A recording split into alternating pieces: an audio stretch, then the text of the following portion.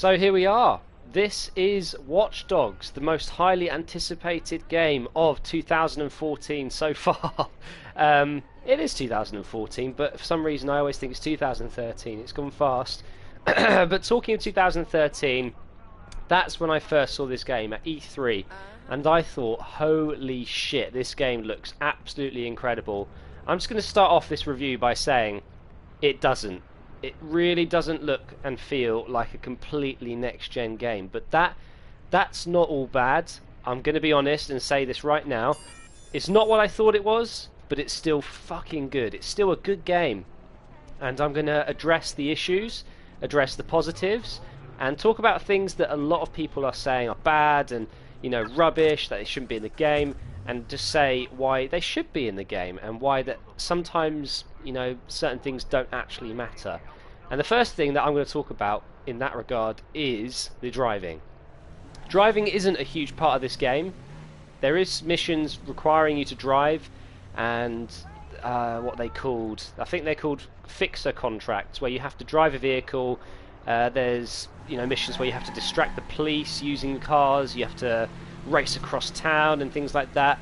And yeah, okay, the driving isn't the best. You can probably see right now it's very arcadey. You can just flick the cars around absolutely no problem, and you know what, it's not very exciting, and that's a shame, but it's bearable and you can get used to it. And right now I can safely say, after about maybe 4 or 5 hours playing this game, I'm used to the driving. It does take a bit of getting used to, and you just have to do just that, get used to it. So what is this game about? In this review, I'm not going to go into, you know, absolute major details about the story and things like that. I just want to show you guys the main components of the game, and why I still think it is a pretty decent game. So you're going to see above me, hovering, there was like a traffic lights. There you go, you can see it there, and there's a little battery icon below it. If you look in the bottom left, that is my battery power of my smartphone. In this game, you have a smartphone which basically allows you to control the world, and you can hack things. So it says, you know, hold square. If I hold square, I've hacked into those traffic lights and I've made them all green, and that's obviously going to cause a massive pile-up because the AI are slightly retarded when they're driving this game. They don't seem to think they've got a brake. But that's basically what you do in this game. You hack things. You make sure that you're getting away from police by using your phone. You're putting up bollards. You're putting the bridges up while you're driving across them so they can't get across. And it's all very cool because it comes from your phone. A lot of people are complaining that it's too easy. They thought that hacking would actually bring some fun into the game, but because it's simply just holding square in some cases, it's not very fun. That I disagree with. Here's another example. I've put those bollards up. That truck's going nowhere. Had some police been following me, they would have been destroyed. Let's put it back down for him. Sorry, mate. Off you go. And I think, you know, because people were expecting it to be a hacking game, you have to do lots of little puzzle things. But actually, this game is all about just holding square. And it's like, okay, I've just hacked that. I've hacked that, and I've pressed 2 buttons. Now, if they didn't do that, that's a nice car, I'm going to jump into that. If they didn't do that, it'd be impossible to play this game smoothly. When you're driving away from the police, you want to be able to do things quickly. You know, I've seen a garage there. Let's quickly open that up and close it. You know, and I'm away from the police. The whole idea is it's fluent, it's easy. I've just opened the wrong one, haven't I? That's a fail. But without that, if you had to pause the game and do some sort of puzzle to hack things, it would just completely ruin it. So I think the simple one-button hacking is exactly what was needed. Mayor Rushmore is reaching out to Chicagoans after notice going on, the breaking news notice. But anyway, we're going to follow this little blue path here. The sat-nav is directing me to a crime, and I'm going to show you the physics of the guns, the system of aiming, which I think is actually really nice. If you're wondering about buying this game, maybe this is the bit that will change your mind. The cover is very cool in this game. If you press X, you run into cover. It's exactly what you need in a game, right? But the beauty of it is, with this game, is it allows you to move to cover automatically. So if I go up to cover here, you see it says cover there? I can move along automatically by pressing X to where it says to go. And it's the same with vaulting and things like that. You know, you can just jump over stuff like that quickly dive back into cover. It's a very neat system. I very much enjoy that. The other thing you've got to do, you're seeing there, it says open up profiler. I might be going a bit too quick, so I apologise, but it's all happening quickly here. Profiling is where you scan everyone's phones. Sorry, not phones. Their profiles using your phone. Bank account. Let's hack her bank account. Nice, $520. Thanks for that, love. This is how you can kind of find the criminal. You're seeing in the map there in the bottom right. I'm inside this kind of zone. Somewhere in this zone, it's very Assassin's Creed-like. You have to find the criminal. So I'm going to go ahead and search for the potential criminal by using this profiler on my phone. Nothing there. I've got a feeling he's going to be underground. Oh, there he is. Right, I don't want him to notice me, so I'm just going to kind of walk away here. Crime probability, 22%. So the suggested action, top left, is tail the victim or the crime guy. So I'm just going to follow him here, make sure nothing goes on. Oh, hang on. Oh, he's seen me. I need to make sure that I'm staying at a good distance, and a crime will happen. Let's hack his bank account while we're here. It's a demon! Oh. Intervene. I'm going to shoot him. You don't want to get involved. Just because I fancied shooting him. There you can see the gun mechanics. Oh, let's kill this woman as well. Why not? Oh shit, she's calling the police. Somebody out here quickly, all right? Oh no. Fuck. I meant to stop him before he calls the police. Hello. I think I've lost a caller. I just about got away with that, but is anyone else going to call the police? The great thing about this game is the civilians will call the police, but you've got a chance to stop them, which is absolutely awesome. Looks like they've all decided not to call the police. Thank you very much. So there you can see the gun mechanics. I showed you a bit of the covering mechanics. One of the best things about this game is hacking your environment. So you'll see there's a camera there. Holding square, I will go straight into this camera, and I can then use the camera to hack people. Or I can then switch to another camera. Go back to me. Another camera here. Cause things to explode. Let's close that conversation. I can hack this person here. I'm listening to her phone call right now. That is pretty cool. So anyway, I should mention there'll be no spoilers in this video. I'm not going to be doing any of the story. I'm just having a bit of laugh going around the environment. Oh, hang on. First aid. Someone had some money there. Who was it? I'm scanning for that guy. There he is. Bank account. Thank you very much. Crime detected. Let's go and do that. Just by pressing down, it assigns you like a side mission. It's 190 meters away, so I should probably get a vehicle. Or I could probably run. Notice how the body's still there. Pretty cool. I noticed the other day when I logged out of the game, I caused a massive crash in like some traffic areas. And when I logged back into the game later on, that crash was still there. And I thought that was very, very cool indeed. Let's turn my profiler off. Right. Other things like cars. Set the alarm off. That causes a bit of distress. It distracts the pedestrians if you're going to kill someone, for example. So this is the crime area. I'm going to do the exact same thing again. I'm going to press square. Activate my profiler. And I'm now scanning local people. Right, here we go. Guy who's going to potentially commit the crime is inside there. I need to get in there. Make sure he doesn't see me. This time I'm going to take him down. Right, they're saying intervene. Take him down. And there you go. I've stopped him causing a crime, or committing a crime I should say. The criminal was neutralised, and therefore I get more points. My reputation is increased because it's not reckless. The idea of this game is not to be reckless. Your gun is there if you need it, but really you want to be taking people down like I just did there, which is pretty damn cool. So yeah, I'm about 5 hours in, and I'm really enjoying the game. I really am. In terms of graphics, I know I mentioned it at the start, it doesn't look as next-gen as we thought it would, but it is not a bad-looking game. There are some issues, and I will show you that right now. Let's jump into this Ferrari wannabe. It's like the F40, isn't it? Do a little bit of a handbrake turn there, look at that. Right, one issue I've got in this game, and it's a big issue, and it's really, really annoying me, is the reflections. And the shadows, actually. Let's park this up. If I go over to this window over here, you'll see the reflection is That's the reflection. Notice I'm not in it, right? Basically, they're saying there's a road right behind me with lots of towers and the sky. Ready? Yeah. Let's do the same again over here. So, as you can see in the reflection, we're basically going to be looking down the city. Ready? It's just another building. You can tell that the detail isn't quite there with the reflections, especially not having your own character there.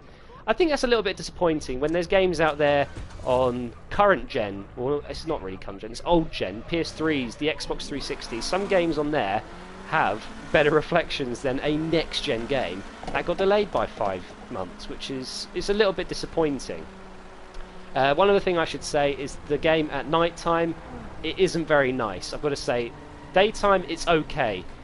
The daytime is the best time to be roaming around the city if you want a nice graphical experience, because you know the city does look very cool in the sun, but when it comes to tonight, sorry, it can look a little bit shabby. I'm going to show you the water now. The water isn't a big deal, but some people, you know, like to be able to experience swimming and things like that in games. I know in GTA swimming could be kind of a pastime, going in boats and things like that. Oh, and while I'm here, I can show you the bridge. The bridge hack. There you go, I've lifted up the bridge. Very handy when you're trying to escape from police. But here you can see the sea, or the river, or the water, I guess. I'm going to show you what it's like if you jump into it, because the graphics aren't too bad. And I feel sorry for Ubisoft, or Ubisoft, however you want to pronounce them. People are slagging off their game left and right at the moment for graphics, when actually some of it's pretty nice. If I jump in here, that's a very nice effect there. You get the ripples of the water, the foam and everything. If you swim, your clothes get wet. Obviously they had that in Assassin's Creed. The water is actually very nice indeed. It's a very, very nice bit of graphical improvement over the last few games. I don't think the sea in many games is as good as this, let's be honest. There's many vehicles in the game, including boats. Let's go ahead and jump in a boat. See, I'm still wet there. My jacket's dripping with water.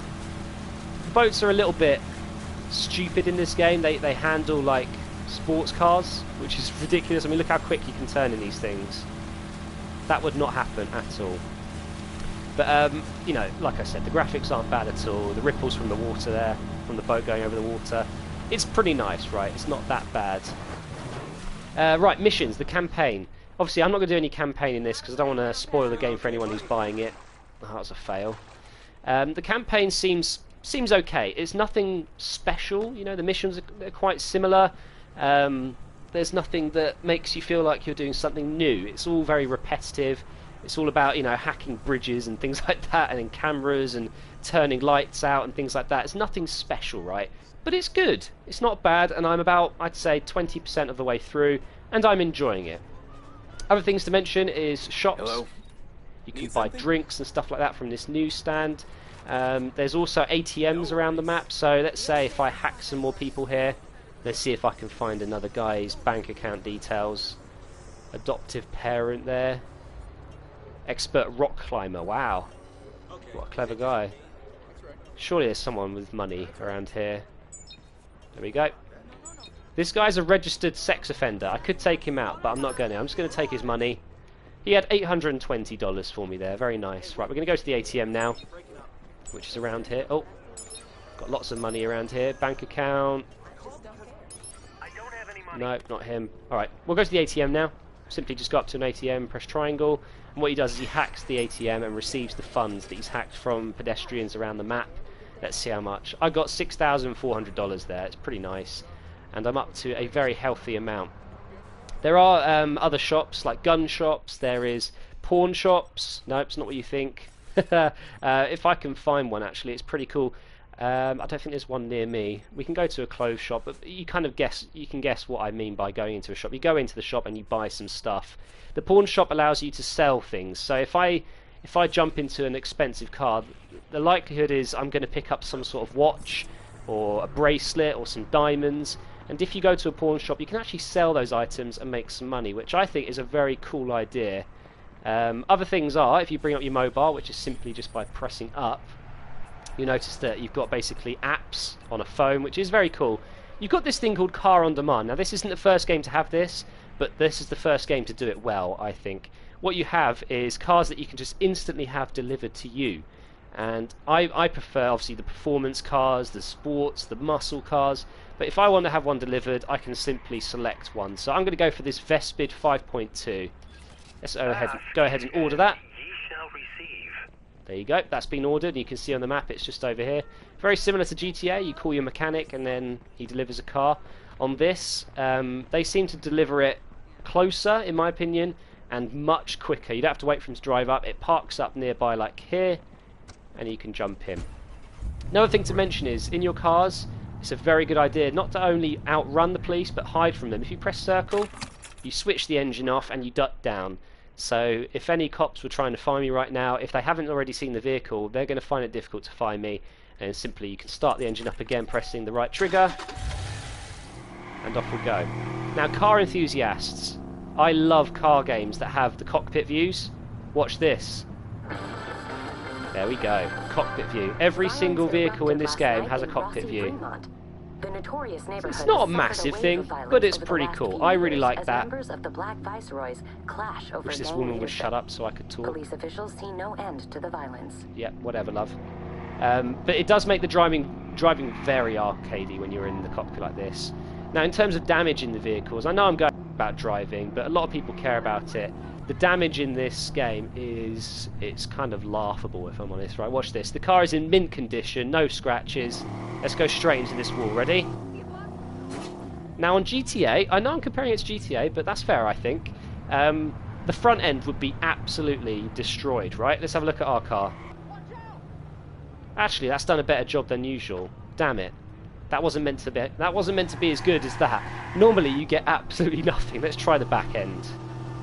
It's still not brilliant. I mean, it'd be way more damage than that, but that's not bad. Let's look at the back. Okay. Well, why don't we try a different car? Maybe that model's got a better damage model to it. Let's go and pick up this ugly green bug. Let's try again. New vehicle available. Yes, I can't wait to order one of these babies. Straight into the wall, big bash. Yeah, it hasn't really done much there, has it? It's not as bad as I saw yesterday. I'm not saying they've patched it, or maybe I just got unlucky with how I was doing it yesterday. Sorry, mate. I didn't scratch his car there. Basically, you can drive like a maniac in this game, and nothing will go wrong. In GTA, if you hit a lamppost, your car sometimes spins, you know, and you're fucked. But on this game, you can literally drive through anything, and nothing stops you. Look at this. I'm just going through everything. Not a problem. That car barely even stopped me. I'm still driving. Oh no, there's things in the way. Oh. It's kind of silly like that. I think the last thing I'll talk about, guys, is progression in this game and upgrading your character, which I think is a massive part of the game. In the top left, you've got progression and you've got a skills tree. Let's do the skills tree first. So you'll see I've gone quite far in. I won't show you all of the skills. I'll show you some that I've bought already, because you get them early on, so there's no spoilers. But for example, here, when you get skill points, you'll see I've got one in the bottom right. After you level up and get XP and things like that, you're able to improve certain features of the game. So for example, here I unlocked the ability to change the traffic lights to green, you know, and red if it's already green. Here I was able to overload building utilities and create explosions. So if someone's running away from me, like you can see in that video below, you can stop him point blank by exploding something that he's running past. Here you can, you know, start to use cameras and things like that. There's combat. I haven't unlocked much of the combat yet. I'm not far enough into the game. But here you've got, you know, increased weapon speed when you switch them out, decreased weapon recoil. You can improve the crafted items. Driving, you can make it so you can just, you know, steal a car and the alarm won't go off. It's pretty cool. You've also got a progression wheel. You'll see I'm 9.6% in there, way less than I thought. It's a good way of keeping track of what you've got. And how much you've done in the game so far, and it's very detailed actually, and it tells you what you unlock when you get to certain bits, but I'm not going to spoil that. The last thing I would talk about is playing online, but I haven't had the chance to. The Ubisoft servers have been down, so I will do another video on the online multiplayer, so that should be interesting. But thank you for watching, guys. It's been a bit of fun. I like Watch Dogs. Rating out of 10 is difficult. I haven't played it enough. But as a first impression, I'd give this game a solid 7 or 8 out of 10. It's nowhere near as good as I thought it was going to be, but it's still pretty damn good.